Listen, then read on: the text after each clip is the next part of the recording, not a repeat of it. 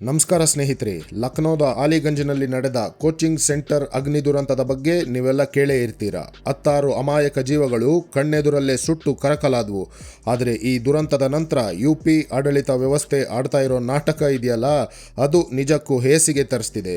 ಮನೆಗೆ ಬೆಂಕಿ ಬಿದ್ದ ಮೇಲೆ ಬಾವಿ ತೋಡಿದ್ರು ಅಂದಂಗೆ ಅಮಾಯಕ ಮಕ್ಕಳ ಜೀವ ಹೋದ ಮೇಲೆ ಈಗ ಎಚ್ಚೆತ್ಕೊಂಡಿದೆ ಯುಪಿ ಸರ್ಕಾರ.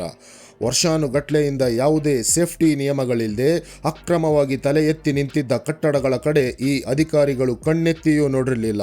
ಆದರೆ ಯಾವಾಗ ಲಕ್ನೋದಲ್ಲಿ ಅಮಾಯಕ ವಿದ್ಯಾರ್ಥಿಗಳ ಪ್ರಾಣ ಹೋಯ್ತೋ, ಜನ ರೊಚ್ಚಿಗೆದ್ರೋ, ತಕ್ಷಣವೇ ಈ ಅಧಿಕಾರಿಗಳಿಗೆ ತಮ್ಮ ಜವಾಬ್ದಾರಿ ನೆನಪಾಗಿದೆ. ರಾತ್ರೋರಾತ್ರಿ ಫೈಲ್ ಹಿಡ್ಕೊಂಡು ನಾವು ತಪಾಸಣೆ ಮಾಡ್ತಿದ್ದೀವಿ ಅಂತ ಊರಿಡೀ ಓಡಾಡ್ತಿದ್ದಾರೆ. ಕಾನ್ಪುರ ಸೇರಿದಂತೆ ಬೇರೆ ಬೇರೆ ಕಡೆ ರಾತ್ರೋರಾತ್ರಿ ಕೋಚಿಂಗ್ ಸೆಂಟರ್ಗಳನ್ನು ಸೀಲ್ ಮಾಡಿ ಭರ್ಜರಿ ಡ್ಯಾಮೇಜ್ ಕಂಟ್ರೋಲ್ ಮಾಡೋಕ್ಕೆ ಶುರು ಮಾಡಿದ್ದಾರೆ. ಸಾಮಾನ್ಯ ಜನ ಕಷ್ಟಪಟ್ಟು ದುಡಿದು ತಮ್ಮ ಮಕ್ಕಳ ಭವಿಷ್ಯ ಚೆನ್ನಾಗಿರಲಿ ಅಂತ ಕೋಚಿಂಗ್ ಸೆಂಟರ್ಗಳಿಗೆ ಕಳಿಸ್ತಾರೆ. ಆದರೆ ನೂರಾರು ವಿದ್ಯಾರ್ಥಿಗಳು ಕೂರೋ ಆ ಜಾಗದಲ್ಲಿ ಕನಿಷ್ಠ ಗಾಳಿ ಆಡೋಕ್ಕೂ ವ್ಯವಸ್ಥೆ ಇರಲ್ಲ. ಜೀವ ಉಳಿಸ್ಕೊಳ್ಳೋಕ್ಕೆ ಒಂದು ಎಮರ್ಜೆನ್ಸಿ ಎಕ್ಸಿಟ್ ಕೂಡ ಇರಲ್ಲ. ಇದ್ಯಾವುದು ನಿನ್ನೆ ಮೊನ್ನೆವರೆಗೂ ಈ ಅಧಿಕಾರಿಗಳಿಗೆ ಗೊತ್ತಿರಲಿಲ್ವಾ? ಖಂಡಿತ ಗೊತ್ತಿತ್ತು. ಆದರೆ ಕಮಿಷನ್ ಆಸೆಗೆ ಕಣ್ಮುಚ್ಚಿ ಕೂತಿದ್ದ ಈ ಅಧಿಕಾರಿಗಳಿಗೆ ಫೈರ್ ಸೇಫ್ಟಿ ಬಗ್ಗೆ ನೆನಪಾಗೋದು ಸ್ಮಶಾನದಲ್ಲಿ ಚಿತೆ ಊರಿದ ಮೇಲೆ ಮಾತ್ರ ಅನ್ನೋದು ನಿಜಕ್ಕೂ ನಮ್ಮ ಸಿಸ್ಟಮ್ನ ದೊಡ್ಡ ದುರಂತ. ಮಕ್ಕಳ ಭವಿಷ್ಯ ರೂಪಿಸಬೇಕಾದ ಜಾಗಗಳು ಅವರ ಪಾಲಿಗೆ ಸಾವಿನ ಕೂಪಗಳಾಗ್ತಿವೆ. ಆದರೆ ಗೆಳೆಯರೆ, ಇದೆಲ್ಲ ಬರೀ ದುರಾಸೆಯ ಕೋಚಿಂಗ್ ಸೆಂಟರ್ಸ್ ಮಾಡಿರೋ ಎಡವಟ್ಟಿನ ಕತೆ ಅಷ್ಟೇ ಅಲ್ಲ. ಪಿಕ್ಚರ್ ಅಭಿ ಬಾಕಿ ಹೇ. ಈ ಲಕ್ನೋ ಬೆಂಕಿಯ ಹಿಂದಿರೋ ಅಸಲಿ ಸ್ಕ್ಯಾಮ್ ಏನಂತ ಗೊತ್ತಾದರೆ ನೀವೇ ಶಾಕ್ ಆಗ್ತೀರಾ. ಯಾಕಂದರೆ ಈ ಬೆಂಕಿಯ ಕಿಡಿ ದೊಡ್ಡ ದೊಡ್ಡ ಹಾಸ್ಪಿಟಲ್, ಜಿಮ್ಗಳಿಗೂ ಕೂಡ ತಟ್ತಾ ಇದೆ. 24 ವರ್ಷಗಳಿಂದ ಸೈಲೆಂಟ್ ಆಗಿ ನಡೀತಿರೋ ಆ ದೊಡ್ಡ ಮಾಫಿಯಾ ಏನು ಅಂತ ವಿಡಿಯೋದಲ್ಲಿ ಮುಂದೆ ಹೇಳ್ತೀನಿ. ಆದರೆ ಅದಕ್ಕೂ ಮುಂಚೆ ಈ ಬೇಸ್ಮೆಂಟ್ ದಂಧೆಯ ಅಸಲಿ ಬಣ್ಣ ನೋಡಿ. ಗಾಳಿನೂ ಆಡದ ಉಸಿರುಗಟ್ಟಿಸೋ ಈ ಕತ್ತಲ ಬೇಸ್ಮೆಂಟ್ ರೂಮ್ಗಳನ್ನೇ ಕೋಚಿಂಗ್ ಸೆಂಟರ್ ಓನರ್ಸ್ ಯಾಕೆ ಆರಿಸ್ಕೊಳ್ತಾರೆ ಅನ್ನೋದ್ರ ಬಗ್ಗೆ ಒಂದು ಸಲ ಯೋಚಿಸಿ. ನಾವು ಅಂದ್ಕೊಂಡಿರೋ ಹಾಗೆ ಮೇಲಿನ ಫ್ಲೋರ್ಗಳಿಗಿಂತ ಈ ಬೇಸ್ಮೆಂಟ್ನಲ್ಲಿ ಬಾಡಿಗೆ ಕಡಿಮೆ ಅಲ್ವಾ, ಅದಕ್ಕೆ ಇಲ್ಲಿ ಕ್ಲಾಸ್ ಮಾಡ್ತಿದ್ದಾರೆ ಅಂತ. ಆದರೆ ಅದು ಖಂಡಿತ ತಪ್ಪು. ಇದು ಬರೀ ಬಾಡಿಗೆ ಉಳಿಸೋ ಮ್ಯಾಟರ್ ಅಲ್ಲ. ಇದರ ಹಿಂದೆ ನಗರಾಭಿವೃದ್ಧಿ ಪ್ರಾಧಿಕಾರದ ಕಣ್ಣಿಗೆ ಮಣ್ಣೆರಚೋ ಒಂದು ದೊಡ್ಡ ರಿಯಲ್ ಎಸ್ಟೇಟ್ ಸ್ಕ್ಯಾಮ್ ಅಡಗಿದೆ. ಸಿಂಪಲ್ ಆಗಿ ಹೇಳ್ತೀನಿ ಕೇಳಿ. ಸಿಟಿ ರೂಲ್ಸ್ ಪ್ರಕಾರ ಪಾರ್ಕಿಂಗ್ಗೆ ಅಂತ ಬಿಟ್ಟಿರೋ ಬೇಸ್ಮೆಂಟ್ ಜಾಗ FSI ಅಂದರೆ ಫ್ಲೋರ್ ಸ್ಪೇಸ್ ಇಂಡೆಕ್ಸ್ ಲೆಕ್ಕಕ್ಕೆ ತಗೊಳಲ್ಲ. ಅಂದರೆ ಆ ಜಾಗಕ್ಕೆ ಕಮರ್ಷಿಯಲ್ ಟ್ಯಾಕ್ಸ್ ಕಟ್ಟಂಗಿಲ್ಲ. ಬಿಲ್ಡಿಂಗ್ ಓನರ್ ಸರ್ಕಾರಕ್ಕೆ ಆ ಜಾಗದ ಮೇಲೆ ಒಂದು ನಯಾ ಪೈಸಾ ಟ್ಯಾಕ್ಸ್ ಕೂಡ ಕಟ್ಟಲ್ಲ. ಇದೇ ಲೂಪ್ ಹೋಲ್ ಬಳಸ್ಕೊಂಡು ಈ ಕೋಚಿಂಗ್ ಮಾಫಿಯಾದವರು ಈ ಟ್ಯಾಕ್ಸ್ ಫ್ರೀ ಕತ್ತಲ ಕೋಣೆಗಳನ್ನು ಅಕ್ರಮ ಕ್ಲಾಸ್ ರೂಮ್ಗಳನ್ನಾಗಿ ಮಾಡಿಕೊಂಡಿದ್ದಾರೆ. ಒಂದು ಕಡೆ ಸರ್ಕಾರಕ್ಕೆ ಕಟ್ಟಬೇಕಾದ ಕೋಟ್ಯಾಂತರ ರೂಪಾಯಿ ಟ್ಯಾಕ್ಸ್ಗೆ ಪಂಗನಾಮ ಹಾಕ್ತಿದ್ದಾರೆ. ಇನ್ನೊಂದು ಕಡೆ ಇಷ್ಟೆಲ್ಲ ಟ್ಯಾಕ್ಸ್ ಉಳಿಸಿದ್ರು ಆ ಅಮಾಯಕ ವಿದ್ಯಾರ್ಥಿಗಳಿಂದ ವಸೂಲಿ ಮಾಡೋ ಫೀಸ್ನಲ್ಲಿ ಮಾತ್ರ ಇವರು ಒಂದೇ ಒಂದು ರೂಪಾಯಿ ಕೂಡ ಕಡಿಮೆ ಮಾಡಲ್ಲ. ಒಂದು ಸಲ ಯೋಚನೆ ಮಾಡಿ. ಅದೇ ನಮ್ಮಂಥ ಸಾಮಾನ್ಯ ಜನ ನಮ್ಮ ಮನೆ ಮುಂದೆ ಪರ್ಮಿಷನ್ ಇಲ್ಲದೆ ಒಂದು ಸಣ್ಣ ಶೀಟ್ ಹಾಕಿದ್ರೂ ಸಾಕು, ಮುನ್ಸಿಪಾಲಿಟಿ ಗಾಡಿ ನೆಕ್ಸ್ಟ್ ಡೇನೆ ಬಂದು ಅದನ್ನು ಪುಡಿ ಪುಡಿ ಮಾಡಿ ಬಿಸಾಕುತ್ತೆ. ಆದರೆ ಆ ಅಂಡರ್ ಗ್ರೌಂಡ್ ಕೋಚಿಂಗ್ ಮಾಫಿಯಾ ಸುಮಾರು ವರ್ಷಗಳಿಂದ ಪಾರ್ಕಿಂಗ್ ಜಾಗದಲ್ಲಿ ಕೋಟಿ ಕೋಟಿ ಎಣಿಸ್ತಾ ಇದ್ರು. ಯಾವೊಬ್ಬ ಅಧಿಕಾರಿಯ ಕಣ್ಣಿಗೂ ಇದು ಯಾಕೆ ಕಾಣಿಸ್ಲಿಲ್ಲ? ಉತ್ತರ ಬಹಳ ಸ್ಪಷ್ಟ. ಈ ಸೈಲೆಂಟ್ ಬಿಸ್ನೆಸ್ ಹಿಂದೆ ಕಮಿಷನ್ ಮತ್ತು ಲಂಚ ಕೆಲಸ ಮಾಡ್ತಿತ್ತು ಅಷ್ಟೇ. ಕಾರ್ ನಿಲ್ಲಿಸೋ ಜಾಗದಲ್ಲಿ ತಗೊಂಡೋಗಿ ಕ್ಲಾಸ್ ಮಾಡ್ತಿದ್ದಾರೆ ಅಂದರೆ ಇನ್ನಲ್ಲಿನ ಸೇಫ್ಟಿ ಬಗ್ಗೆ ಮಾತಾಡೋದೇ ಒಂದು ದೊಡ್ಡ ಜೋಕ್. ಏನಾದರೂ ಹೆಚ್ಚು ಕಡಿಮೆಯಾಗಿ ಒಂದು ಸಣ್ಣ ಶಾರ್ಟ್ ಸರ್ಕ್ಯೂಟ್ ಆದರೂ ಮುಗೀತು ಕತೆ. ಆ ಕತ್ತಲ ಬೇಸ್ಮೆಂಟ್ನಿಂದ ಪ್ರಾಣ ಉಳಿಸ್ಕೊಂಡು ಹೊರಗೆ ಬರೋಕೆ ಇರೋದು ಕೇವಲ 3 ಅಡಿ ಅಗಲದ ಒಂದೇ ಒಂದು ಮೆಟ್ಟಿಲು. ದುಡ್ಡು ಉಳಿಸೋಕೆ ಮಕ್ಕಳ ಪ್ರಾಣದ ಜೊತೆ ಹೇಗೆ ಆಟ ಆಡ್ತಿದ್ರು ಅಂತ ಈಗ ಅರ್ಥ ಆಯ್ತಲ್ಲ.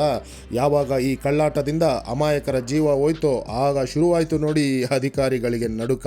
ಈ ಭೀಕರ ದುರಂತ ನಡೆದು ಬರೀ 24 ಗಂಟೆ ಕಳೆಯೋಷ್ಟರಲ್ಲಿ ಇಡೀ ಯುಪಿಯ ಎಜುಕೇಷನ್ ಹಬ್ಗಳಲ್ಲಿ ಹೈ ಅಲರ್ಟ್ ಶುರುವಾಗಿದೆ. ನಮ್ಮ ಸಿಸ್ಟಮ್ ಎಚ್ಚೆತ್ಕೊಂಡಾಗ ಏನೆಲ್ಲ ನಾಟಕಗಳು ನಡೀತಾವೆ ಅನ್ನೋದಕ್ಕೆ ಇದೊಂದು ಪಕ್ಕಾ ಉದಾಹರಣೆ. ಪ್ರಯಾಗ್ರಾಜ್ನಲ್ಲಿ ಮಿಡ್ ನೈಟ್ ಆಪರೇಷನ್ ಶುರುವಾಗಿ ಮಧ್ಯರಾತ್ರಿ ಏಕಾಏಕಿ ಫೀಲ್ಡ್ಗಿಳಿದ ಅಧಿಕಾರಿಗಳು ದಿಢೀರ್ ಅಂತ 4 ದೊಡ್ಡ ಕೋಚಿಂಗ್ ಸೆಂಟರ್ಗಳಿಗೆ ಬೀಗ ಜಡಿದಿದ್ದಾರೆ.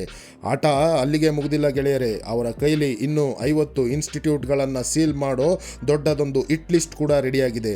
ಇನ್ನು ವಾರಣಾಸಿ, ಮೀರತ್, ಮಿರ್ಜಾಪುರ ಹೀಗೆ ಎಲ್ಲಿ ನೋಡಿದ್ರೂ ಇದೇ ಸೀನ್.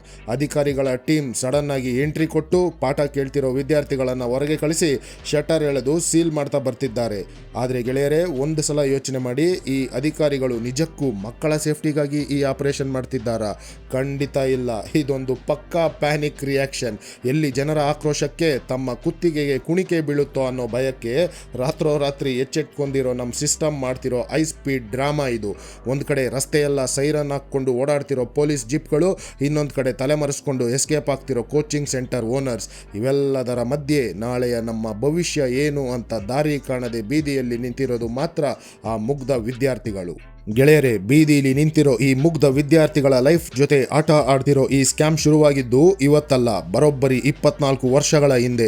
ಅಂದರೆ 2002ರಲ್ಲಿ. ಆ ವರ್ಷ UP ಸರ್ಕಾರ ಎಜುಕೇಷನ್ ಮಾಫಿಯಾಗೆ ಕಡಿವಾಣ ಹಾಕೋಕೆ ಕೋಚಿಂಗ್ ರೆಗ್ಯುಲೇಷನ್ ಆಕ್ಟ್ ಅನ್ನೋ ಒಂದು ಕಠಿಣ ಕಾನೂನನ್ನು ಪಾಸ್ ಮಾಡಿತ್ತು.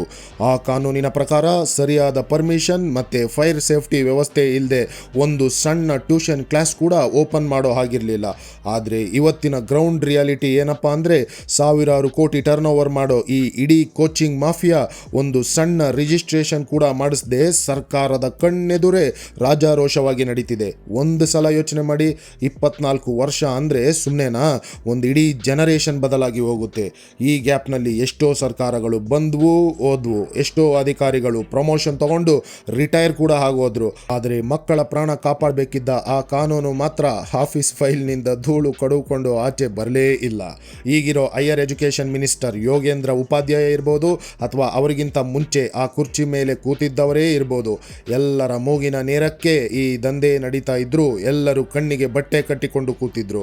ಈ ಅಧಿಕಾರಿಗಳು ಮತ್ತು ರಾಜಕಾರಣಿಗಳು ಯಾಕೆ ಕಣ್ಮುಚ್ಚಿ ಕೂತಿದ್ರು ಗೊತ್ತಾ? ಈ ರೂಲ್ಸ್ನ ಸೈಲೆಂಟಾಗಿ ಮಲಗಿಸೋಕೆ. ಪ್ರತಿ ತಿಂಗಳು ಕೋಟಿಗಟ್ಟಲೆ ಬ್ಲ್ಯಾಕ್ ಮನಿ ಇವರ ಜೇಬು ಸೇರ್ತಿತ್ತು.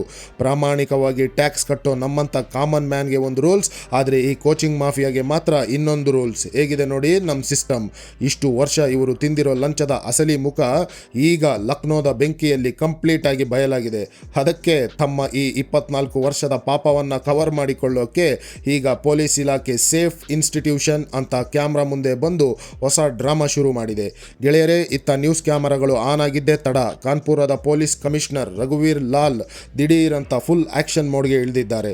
ರಾತ್ರೋರಾತ್ರಿ ಸೇಫ್ ಇನ್ಸ್ಟಿಟ್ಯೂಷನ್ಸ್ ಸೇಫ್ ಕಾನ್ಪುರ ಅನ್ನೋ ಭರ್ಜರಿ ಆನ್ಲೈನ್ ಕ್ಯಾಂಪೇನ್ ಬೇರೆ ಶುರುವಾಗಿದೆ. ಒಂದು ಕಡೆ ಬಿಲ್ಡಿಂಗ್ಗಳ ಕರೆಂಟ್ ಕಟ್ ಮಾಡೋದು, ಇನ್ನೊಂದು ಕಡೆ ಮೀಡಿಯಾದವರ ಕ್ಯಾಮ್ರಾ ಎದುರಲ್ಲೇ ಶಟರ್ ಎಳೆದು ದೊಡ್ಡ ದೊಡ್ಡ ಬೀಗ ಹಾಕೋದು. ಒಟ್ಟಿನಲ್ಲಿ ಒಂದು ಹೈ ವೋಲ್ಟೇಜ್ ಡ್ರಾಮಾ ಕಣ್ಣಿಗೆ ರಾಚೋ ಥರ ನಡೀತಿದೆ. ಆದರೆ ಇಲ್ಲಿ ನಾವೆಲ್ಲ ಕೇಳ್ಕೋಬೇಕಾದ ಅತಿ ಮುಖ್ಯವಾದ ಪ್ರಶ್ನೆ ಒಂದಿದೆ. UP ಸರ್ಕಾರ ನಿಜವಾಗ್ಲೂ ಸೀರಿಯಸ್ ಆಗಿ ಈ ಆ್ಯಕ್ಷನ್ ತಗೊಳ್ತಿದ್ಯಾ, ಅಥವಾ ಜನರ ಕಣ್ಣಿಗೆ ಮಣ್ಣೆರಚೋಕೆ ಮಾಡ್ತಿರೋ ಬರೀ ಡ್ಯಾಮೇಜ್ ಕಂಟ್ರೋಲ್ ಸ್ಟಂಟಾ ಇದು? ಯಾಕಂದರೆ ಗೆಳೆಯರೇ, ಈ ಬಿಲ್ಡಪ್ ಇಂದಿರೋ ಅಸಲಿ ರಿಯಾಲಿಟಿ ಇದೆಯಲ್ಲ, ಅದು ತುಂಬಾ ಕ್ರೂರವಾಗಿದೆ. ಇವತ್ತು ನ್ಯೂಸ್ ಚಾನಲ್ಗಳ ಕ್ಯಾಮ್ರಾಗಳಿವೆ, ಜನ ಟಿವಿಯಲ್ಲಿ ನೋಡ್ತಿದ್ದಾರೆ ಅಂತ ಬೀಗ ಹಾಕಿದ್ರೆ, ನಾಳೆ ಲಕ್ನೋ ಬೆಂಕಿಯ ಬಿಸಿ ಸ್ವಲ್ಪ ತಣ್ಣಗಾದ ತಕ್ಷಣ ಇದೇ ಕೋಚಿಂಗ್ ಸೆಂಟರ್ಗಳು ಮತ್ತೆ ಹಿಂಬಾಗಿಲಿನಿಂದ ಸೈಲೆಂಟಾಗಿ ಓಪನ್ ಆಗಲ್ವಾ? 100% ಆಗುತ್ತೆ. ಈ ಅಧಿಕಾರಿಗಳಿಗೆ ಈಗ ಬೇಕಿರೋದು ಜಸ್ಟ್ ಸ್ವಲ್ಪ ಟೈಮ್ ಅಷ್ಟೇ. ಜನರ ಕೋಪ ಕಮ್ಮಿ ಆಗೋವರೆಗೂ ಈ ಸರ್ಕಸ್ ಹೀಗೆ ಕಂಟಿನ್ಯೂ ಆಗುತ್ತೆ. ತಮ್ಮ ಕುರ್ಚಿ ಉಳಿಸ್ಕೊಳ್ಳೋಕೆ UPಯ ಆಡಳಿತ ಯಂತ್ರ ಆಡ್ತಿರೋ ಈ ನಾಟಕಗಳ ಮಧ್ಯೆ ಅಪ್ಪ ಅಮ್ಮನ ಕಷ್ಟದ ದುಡ್ಡಲ್ಲಿ ಲಕ್ಷಗಟ್ಟಲೆ ಫೀಸ್ ಕಟ್ಟಿರೋ ಮುಗ್ಧ ವಿದ್ಯಾರ್ಥಿಗಳು ಮಾತ್ರ ಇವತ್ತು ಅಕ್ಷರಶಃ ಬೀದಿಗೆ ಬಿದ್ದಿದ್ದಾರೆ. ಊರು ಮನೆ ಬಿಟ್ಟು ಅಪ್ಪ ಅಮ್ಮ ಕಷ್ಟಪಟ್ಟು ದುಡಿದ ದುಡ್ಡಲ್ಲಿ ಲಕ್ಷಗಟ್ಟಲೆ ಫೀಸ್ ಕಟ್ಟಿ ಬಂದಿರೋ ಈ ಮಿಡ್ಲ್ ಕ್ಲಾಸ್ ಹುಡುಗರಿಗೆ ಈಗ ದಿಕ್ಕೇ ತೋಚದಂತಾಗಿದೆ. ನಮ್ಮ ಸಿಸ್ಟಮ್ ಏಕಾಏಕಿ ಬಂದು ಶಟರ್ ಎಳೆಯುತ್ತೆ. ಆ ಕೋಚಿಂಗ್ ಮಾಫಿಯಾದವರು ವಿದ್ಯಾರ್ಥಿಗಳಿಂದ ದುಡ್ಡು ಪೀಕುಕೊಂಡು ಸೈಲೆಂಟಾಗಿ ಎಸ್ಕೇಪ್ ಆಗ್ತಾರೆ. ಆದರೆ ಅಮಾಯಕ ಮಕ್ಕಳ ಒಂದಿಡೀ ವರ್ಷದ ಭವಿಷ್ಯ ಮಾತ್ರ ಇಲ್ಲಿ ಮಣ್ಣಾಗಿ ಹೋಗುತ್ತೆ. ಸ್ವಾಮಿ, ನಾವು ಕಟ್ಟಿರೋ ಫೀಸ್ ಯಾರು ವಾಪಸ್ ಕೊಡ್ತಾರೆ ಅಂತ ಕೇಳೋಕೆ ಹೋದ್ರೆ ಅಲ್ಲಿ ಯಾವೊಬ್ಬ ಅಧಿಕಾರಿಯೂ ತಲೆ ಕೆಡಿಸ್ಕೊಳ್ತಿಲ್ಲ. ಈ ಸಿಸ್ಟಮ್ನಲ್ಲಿ ಕನಿಷ್ಠ ಅಕೌಂಟೆಬಿಲಿಟಿ ಅಥವಾ ಹೊಣೆಗಾರಿಕೆ ಅನ್ನೋದೇ ಇಲ್ಲದಂತಾಗಿದೆ.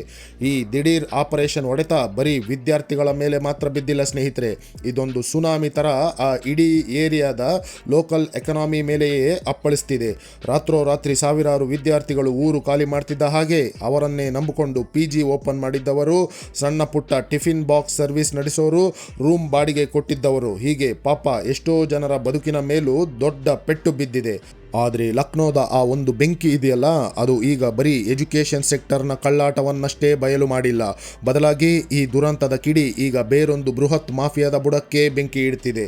ಈಗ ಗೌರ್ಮೆಂಟ್ ಟಾರ್ಗೆಟ್ ಕಂಪ್ಲೀಟ್ ಆಗಿ ಶಿಫ್ಟ್ ಆಗಿದೆ. ಒಳಗೊಳಗೆ ಮತ್ತೊಂದು ಭಾರಿ ದೊಡ್ಡ ಹಿಟ್ ಲಿಸ್ಟ್ ರೆಡಿ ಆಗ್ತಿದೆ. ಕೋಚಿಂಗ್ ಮಾಫಿಯಾದ ಬೆನ್ನಲ್ಲೇ ಈಗ UPಯಲ್ಲಿರೋ ಅಕ್ರಮ ಹೋಟೆಲ್ಗಳು, ಐಷಾರಾಮಿ ಜಿಮ್ಗಳು ಮತ್ತು ದೊಡ್ಡ ದೊಡ್ಡ ಹಾಸ್ಪಿಟಲ್ ಓನರ್ಸ್ಗೆ ಡವಡವ ಶುರುವಾಗಿದೆ. ಕಾರ್ ಪಾರ್ಕಿಂಗ್ ಅಂತ ಸರ್ಕಾರಕ್ಕೆ ಪ್ಲಾನ್ ತೋರಿಸಿ ಅದೇ ಅಂಡರ್ಗ್ರೌಂಡ್ ಅಂಡರ್ಗ್ರೌಂಡ್ ಬೇಸ್ಮೆಂಟ್ನಲ್ಲಿ ಕೋಟಿ ಕೋಟಿ ಸುಲಿಯೋ ಕಮರ್ಷಿಯಲ್ ದಂಧೆ ಮಾಡ್ತಿರೋ ಕುಳಗಳ ಮೇಲೆ ಈಗ ಎನ್ಫೋರ್ಸ್ಮೆಂಟ್ ಟೀಮ್ ಕಣ್ಣು ಬಿದ್ದಿದೆ. ಪೇಷಂಟ್ಸ್ ಮಲಗೋ ಬೆಡ್ಗಳ ಪಕ್ಕದಲ್ಲೇ ಹೈ ವೋಲ್ಟೇಜ್ ಎಕ್ವಿಪ್ಮೆಂಟ್ ಇರೋ ಹಾಸ್ಪಿಟಲ್ಸ್, ಕೇವಲ AC ಡಕ್ಟ್ಗಳಿಂದನೇ ಕಂಪ್ಲೀಟ್ ಆಗಿ ಮುಚ್ಚೋಗಿರೋ ಜಿಮ್ಗಳು, ಇವುಗಳಲ್ಲೂ ಕೂಡ ಜೀವ ಉಳಿಸ್ಕೊಳ್ಳೋಕ್ಕೆ ಒಂದು ಎಮರ್ಜೆನ್ಸಿ ಎಕ್ಸಿಟ್ ಇಲ್ಲ, ಕನಿಷ್ಠ ಪಕ್ಷ ಒಂದು ಫೈರ್ ಅಲಾರಂ ಕೂಡ ಇಟ್ಟಿಲ್ಲ. ಲಕ್ನೋದ ಆ ಒಂದು ಬೆಂಕಿ ಈಗ ಇಡೀ ಸಿಟಿಯ ಅಕ್ರಮ ಬಿಲ್ಡಿಂಗ್ಗಳ ಅಸಲಿ ಬಣ್ಣ ಬಯಲು ಮಾಡ್ತಿದೆ.